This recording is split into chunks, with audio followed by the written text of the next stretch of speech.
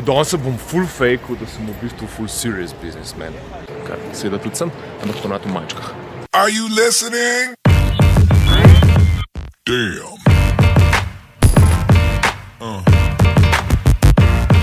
Yeah. You crazy mother. Evo mene spet, kakor reče Filipa, ne? Ker to je najboljši začetek. Evo mene spet. Jaz se danes pripravljam na eno snemanje, oziroma... Teče sekunde pa to. Teče. Bom mogel biti fotomodel ob svojem avtomobilu, kar pa ni čisto res moj, ampak je pa lep, pa bel, pa gola. Kar pa se počutim soli. Danes bom tak full busy day.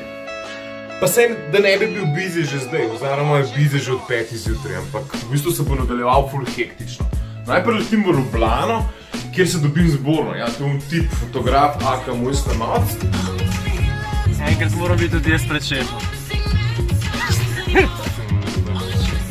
Z Borno namreč nadaljujeva snemanje, kar smo ga včeraj začela, in sicer enega luštnega avtomobila, gre pa za v bistvu največji Renault Jeep. No, tako da ja, kakor vidite, zunaj je mokro vreme, včeraj je bilo pa sončno vreme, pa nismo uspela narediti v bistvu vsega, zato ker je imel Borno ful enih obveznosti.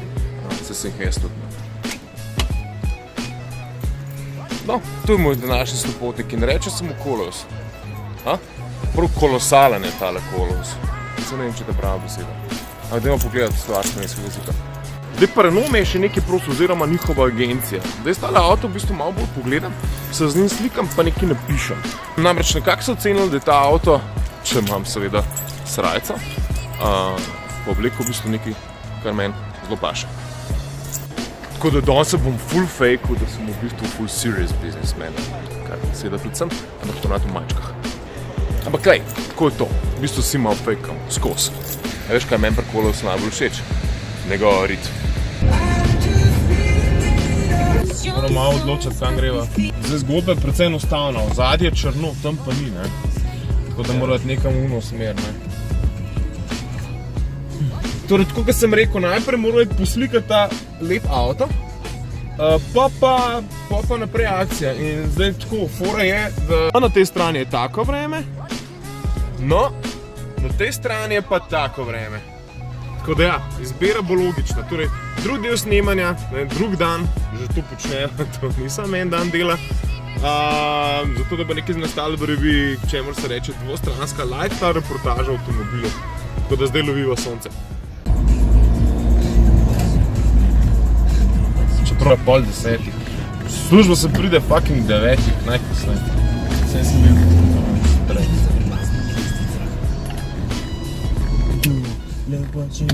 Da je mičkam bolj mogoče koristen, no. Seveda, povej. Ja.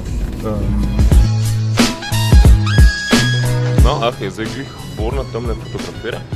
Jaz sem ga uspel posneti. To bo kao dobo eno dobro fotko, kako jaz v bistvu delam kao zjutraj, hodim na kavo. To kao romantično, v takem zelo romantičnem okolju ustvarjam uredniško vsebino, ki čisto res ni tako. Dajmo reči. Everything is a reality show. Za eno fotko v reviji rabiš 200 fotk. Mislim. Malo sploh ne ve, da je ta šater, ne? Da ta šater zdi sam 70 tisoč fotk. A veš to? Ta, sam. Ja. Tako da ni glih čist unlimited. Mulc pač. No, takole zgleda z druge perspektive. To da švedo. Šit, koliko je ura. Da, roke ura je ne 15:11, kar pomeni, da sva ne 2 urce rabila, da sva v bistvu poslikala mene za avtom, zdaj mora poslikati pa avto še sam. Tako da, pomalo do 12 pa fertik. Pa ne gre. Zdaj ti imaš večji zrak. Večji zrak?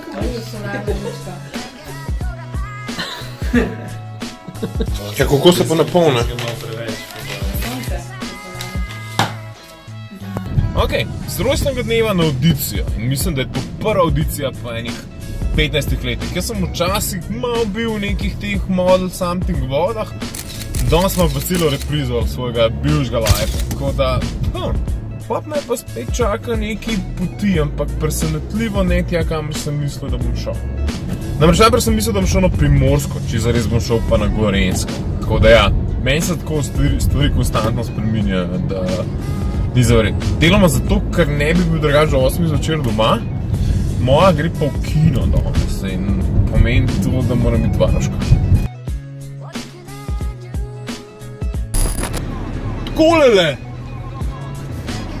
Pa dejmo en krog še iti. Apsala, gospodično. Ampak je povedal v tem avtomobilu.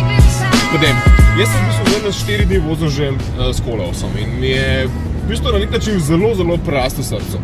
Gre za največjega terenca v Renaultovi floti, ki v bistvu hod v zelje čisto zares škodi Kodiaq, pa Nissanu X-Trailu. Predvsem zakaj slednjemu, Nissan X-Trail mu je posodil praktično vse. Posodil me all-wheel drive, podvozje in pa motorje. Zdaj, da ne bom dolgočasen pri teh revijih, sem se odločil tako, da bom ocenjeval določen segment avtomobila od 1 do 5. Pa pojdimo najprej kar k obliki. Ozun pri Renaultu s tem avtomobilom res niso zgrešili. Zato dam tukaj v bistvu kar 5. Kar se tiče kakovosti, to je drug segment, kjer bi tem avtomobil dal 3 od 5. Namreč v nekih germanskih ali pa celo čeških avtomobilih se zdi, da je ta nivo izbire materiala in kakovosti pač na višjem nivoju. In jaz mislim, da tukaj Renault ima še nekaj prostora, kjer bi lahko dodal dodano vrednost. Ta tretji sklop je motor. Pod motorno havbo se skriva v bistvu en tak zelo simpatičen dizel, ki prihaja iz Nissana in razvijam se, da 174 cirka konjev, kar pomeni, da za to vrstno kravo ali pa težo tega avtomobila v bistvu motor je v povezavi z avtomatskim menjalnikom nekoliko len, na nek način pa tudi malo bučen, ampak to mu na neki avtocesti ne boste zamerili. Če ga boste pa želeli tako ful preganjati, ko boste to ogromno maso avtomobila želeli na hitrca nekam premakati, je pa ta motor premal.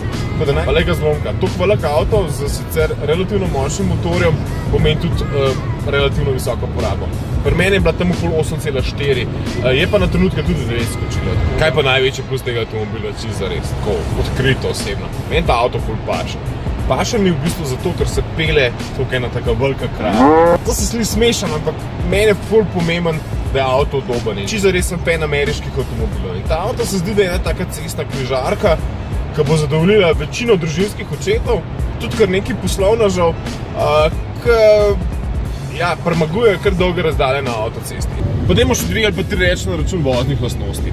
Ta avto ni narejen v Evropi, to je prvo, kar morate vedeti. Je v bistvu globalen avto. Tudi zaradi tega ta avto se ne pele čisto, kot so njegovi germanski konkurenti. Avto je mehk.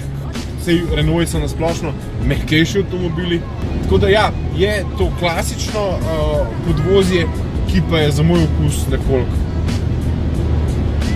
Zdaj en segment, ki je ful pomemben, je price performance. Meni je ta avto cenovno na 38 900 €, kar pomeni, da najbolj opremljeno in ideale Paris verzijo dobiste v bistvu po 40 000 €, ampak bi bilo še dosti bolj, če bi bil 2-3 € nižji. No? In takrat bi bil zelo resen konkurent tudi Kodiaqu in vsem ostalim, ker bi v bistvu s ceno neverjetno konkuriral. Zdaj, če bi mogel pa njegov največji minus izpostaviti, pa to, da ta avto kljub najboljši opremi nima radarskega tempomata. In tukaj vidim ful velik minus. Mislim, ima City Pre-Safety oziroma City Safety, kar pomeni, da sam zavira v sili, nima radarskega tempomata, ki gre v bistvu za isti sistem, tako da relativno podoben sistem. Tako da ja, tukaj je njegov definitivno največji minus.